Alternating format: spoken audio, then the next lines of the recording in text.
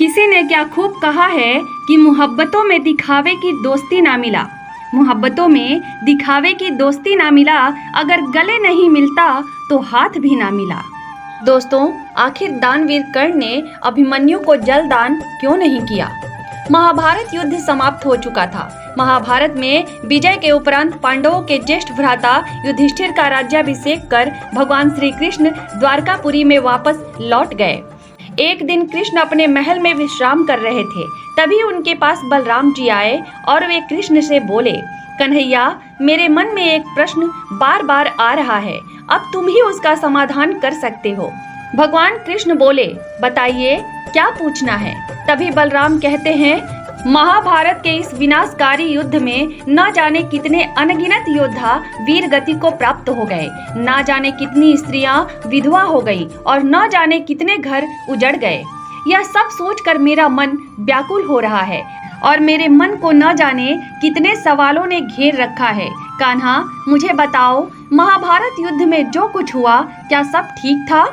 पितामह भीष्म का वध, आचार्य द्रोण का वध, दुशासन का वध, वह सब तो उचित था, परंतु हे कान्हा, महादानी कर्ण का ऐसा अंत क्यों?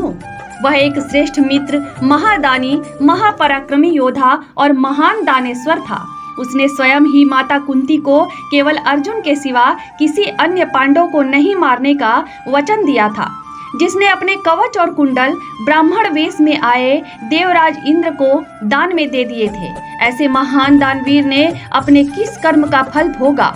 तब भगवान कृष्ण कहते हैं कि तो सुनिए दाऊ भैया, वैसे तो दुर्योधन के अधर्म में जिसने भी साथ दिया था वह सभी पाप के भागी बन गए थे। उनको अपने कर्मों का फल तो मिलना ही था। कर्ण दानवीर होते हुए भी उसको भी दान से अर्जित पुण्य अंतिम समय पर साथ नहीं दे सके, क्योंकि जब महाभारत युद्ध में अभिमन्यु सात महारथियों के साथ अकेले युद्ध करता हुआ धराशायी हो गया था, वह पूरी तरह से घायल मृत्यु के द्वार पर खड़ा था।